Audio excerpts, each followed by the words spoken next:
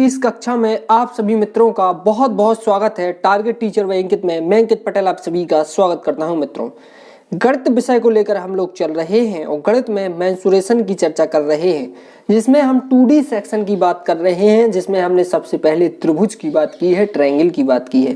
3 भुजाओं से घिरी वंद आकृति त्रिभुज होती है और त्रिभुज के अंतर्गत हम लोग विषमबाहु त्रिभुज की चर्चा कर चुके थे कि अगर विषमबाहु त्रिभुज की तीनों भुजाओं की माप आपको दी है तो आप किस प्रकार से उसका क्षेत्रफल निकालेंगे। इसके अलावा अगर आपको कोई एक भुजा दी है और त्रिभुज की ऊंचाई दी है तब आप किस प्रकार से क्षेत्रफल निकालेंगे। आज हम बात करेंगे समबाहु त्रिभुज की। उससे पहले अगर आप हमारे चैनल पर पहली बार विजिट कर रहे हैं तो चैनल को सब्सक्राइब कीजिए, पास में घंटी के निशान को जरूर दबाएं ताकि आने वाले वीडियो की नोटिफिकेशन आप तक पहुंचते रहें। दोस्तों, शुरू करते हैं समबाहु त्रिभुज। समबाहु त्रिभुज ऐसा त्रिभुज होता है जिसकी तीनों भुजाओं की लंबाई बराबर हो। तीनों भुजाएं बराबर लंबाई की हो, वो समबाहु त्रिभुज होता है। समबाहु त्रिभुज के किसी एक शीर्ष से अगर सामने वाले भुजा पर लंब डाला जाए, यहां पर मैंने बिंदु C से, ये त्रिभुज है और इसकी तीनों भुजाओं की लंबाई A है। यहां हमने बिंदु C से सामने वाली भुजा AB पर लंब डाला है, तो ये जो लंब जहां काटेगा वो है बिंदु, जैसे कि यहां पर काट रहा है तो ये बिंदु AB का मध्य बिंदु होगा। इन दोनों को, इन AD यहां से लेकर यहां तक की दूरी और यहां से लेकर यहां तक की दूरी ये आपस में बराबर होगी। इसको आपको जानना है। अगर हमें इस स्थिति में समबाहु त्रिभुज की ऊंचाई ज्ञात करनी हो, समबाहु त्रिभुज की ये ऊंचाई h, तो अगर हमें समबाहु त्रिभुज की ऊंचाई ज्ञात करनी हो तो वो होती है √3/2 इंटू भुजा, और यहाँ पर √3/2 इंटू भुजा समबाहु त्रिभुज की ऊंचाई है और भुजा यहाँ पर समबाहु त्रिभुज की A है, तो यहाँ पर हो जाएगा √3/2 इंटू A। ये समबाहु त्रिभुज की ऊंचाई हो गई। जब समबाहु त्रिभुज का आधार दिया हो और समबाहु त्रिभुज की ऊंचाई दी हो तो हमें बताया है कि किसी भी त्रिभुज की आधार और ऊंचाई देने पर उसका एरिया कैसे निकलेगा। तो एरिया ऑफ त्रिभुज ABC अगर हमें निकालना हो तो 1/2 base into height, base into height. तो यहाँ पर बेस तो आपका A है, यहाँ पर बेस आधार कितना है A है और हाइट कितनी है √3/2 इंटू A, ये आपकी हाइट है।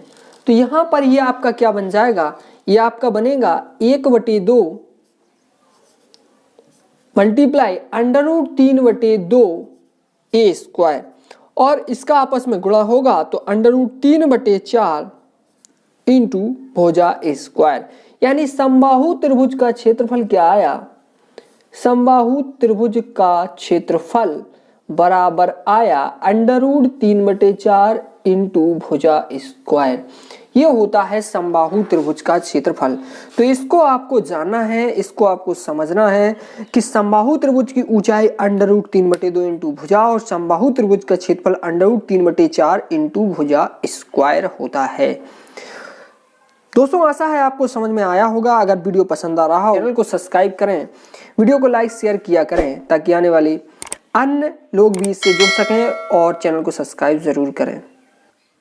अगर आप ये जानना चाहते हैं कि ये ऊंचाई कैसे आई है √3/2 इंटू भुजा, तो देखिएगा कल मैंने आपको समकोण त्रिभुज बताया था। तो यहाँ पर ये समकोण त्रिभुज बन रहा है AC, और यहाँ अगर हम D मान लें तो ACD एक समकोण त्रिभुज बन रहा है। तो इसमें ये भुजा कर्ण है, A से D तक की दूरी आधार है और C से D तक की दूरी ऊंचाई है। तो कर्ण का स्क्वायर बराबर आधार का स्क्वायर, तो आधार AD यहां से यहां तक की दूरी कितनी हो जाएगी A/2 हो जाएगी, और यहां से यहां तक की दूरी A/2 हो जाएगी। क्योंकि जब पूरी भुजा A है तो ये आधी भुजा होगी क्योंकि यह मध्य बिंदु है, तो AD कितना हो जाएगा A/2 हो जाएगा। तो आधार AD A/2 है और AC कितना है A है, तो ऊंचाई आप निकाल सकते हैं पाइथागोरस प्रमेय लगा के, उसी से यह निकली हुई है ऊंचाई, तो यह आप निकाल सकते हैं। आइए हम बात करते हैं समद्विबाहु त्रिभुज की। समद्विबाहु का मतलब होता है ऐसा त्रिभुज जिसकी कोई दो भुजाएं आपस में बराबर हों। तो यहाँ पर हमने लिखा है कि ABC एक त्रिभुज है जिसमें भुजा AC बराबर है किसके, जिसमें भुजा AC BC के बराबर है। AC और BC आपस में बराबर हैं और AB भुजा असमान भुजा है, यानी AB की लंबाई अलग है और AC और BC की लंबाई बराबर है। ऐसे केस में अगर हमें त्रिभुज का क्षेत्रफल निकालना है तो वही हमें आधार गुणा ऊंचाई लगानी होगी। उससे पहले हमने किसी सामने वाले शीर्ष से इस AB भुजा पर लंब डाला तो ये 90 अंश बना, और जो कि ये है बिंदु, मध्य बिंदु होगा AB का। कैसा होगा? मध्य बिंदु होगा। तो AD की दूरी कितनी हो जाएगी? B/2 हो जाएगी, और यहाँ BD की दूरी कितनी हो जाएगी? B/2 हो जाएगी, क्योंकि D मध्य बिंदु है AB का, तो AD और BD की दूरी B/2 होंगी यकीनन। अब मैं बात कर रहा हूं, अगर मुझे ऊंचाई चाहिए इस त्रिभुज की, तो ऊंचाई निकालने के लिए हमें क्या करना होगा? ऊंचाई के लिए हमें त्रिभुज लेना होगा ACD। ACD त्रिभुज में हम लोग पाइथागोरस प्रमेय लगाते हैं। आइए दोस्तों पाइथागोरस प्रमेय लगाएं। तो देखिएगा, कर्ण 90 के सामने वाली भुजा है AC, तो AC का स्क्वायर, कर्ण का स्क्वायर, आधार AD है तो AD का स्क्वायर, और ये क्या है? CD, तो CD लंब है तो लंब का स्क्वायर। देखिएगा, इस त्रिभुज की हम बात कर रहे हैं, इसमें कर्ण है AC, आधार है AD और लंब है CD, जैसा कि हमने उसमें भी आपको बताया है। यहाँ पर हमको AC दी है A², AD हमको दी है कितनी? AD हमको B/2, हमने निकाला है कि ये पूरी B है तो ये आधी AD कितनी हो जाएगी? B/2 हो जाएगी, तो B/2 का स्क्वायर, और CD है H, जिसको हमें ज्ञात करना है H का स्क्वायर। तो H² बराबर हो जाता है A² - B²/4, यानी हमने पक्षांतर कर दिया है उसको। पक्षांतर कर लीजिए, 1 मानेंगे तो H² बराबर आएगा, इसको 4 लेंगे लासा, तो यहाँ पर आएगा 4A² और यहाँ पर आएगा B²। तो ये इसको हम अंडर रूट को जब हटाएंगे, इस H² का इस स्क्वायर को हटाएंगे तो ये आएगा, इस 4 का वर्गमूल आ जाएगा 2, और ये पूरे का पूरा अंडर रूट के अंदर चला जाएगा, तो ये आ जाती है समद्विबाहु त्रिभुज की ऊंचाई। और जब हमें समद्विबाहु त्रिभुज की ऊंचाई पता चल गई तो क्षेत्रफल क्या निकलेगा? तो एरिया ऑफ समद्विबाहु त्रिभुज का क्षेत्रफल, समद्विबाहु त्रिभुज का क्षेत्रफल मैं आपको बता रहा हूं 1/2 बेस इंटू हाइट। ठीक, तो बेस आपका 1/2, पहले बेस आपका B ही रहेगा और हाइट आपकी कितनी निकल के आई? 1/2 अंडर रूट के अंदर 4A² - B²। तो यहाँ पर ये कितना हो जाएगा? इसका आपस में गुणा होगा तो ये होगा 1/4 B अंडर रूट के अंदर 4A² - B²। तो इस प्रकार ये जो आता है वो आपका समद्विबाहु त्रिभुज का क्षेत्रफल निकल के आता है। तो दोस्तों आपने आज की वीडियो में ये जाना कि आखिरकार समबाहु त्रिभुज का क्षेत्रफल √3/4 भुजा स्क्वायर कैसे होता है, और समद्विबाहु त्रिभुज का क्षेत्रफल 1/4 B अंडर रूट के अंदर 4A² - B² कैसे होता है, जहां B असमान भुजा है और ये A जो है वो समान भुजा है। तो ये मैंने आपको बता दिया है इस वीडियो में। दोस्तों वीडियो पसंद आया हो तो वीडियो को शेयर करें, चैनल को सब्सक्राइब करें, और बता देता हूं जो समबाहु त्रिभुज की प्रॉपर्टी है।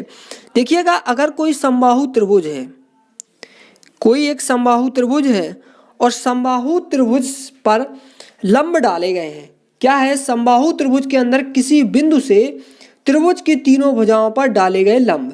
मान लीजिए यहाँ कोई एक बिंदु है, जरूरी नहीं कि ये केंद्रक या सेंट्रॉइड हो, किसी बिंदु से त्रिभुज पर डाले गए लंब, त्रिभुज की भुजाओं पर डाले गए लंब, इस प्रकार से हमने इसको लंब डाल लिया। मान लेते हैं इस लंब की लंबाई है P1, इस लंब की लंबाई है P2 और इस लंब की लंबाई है P3।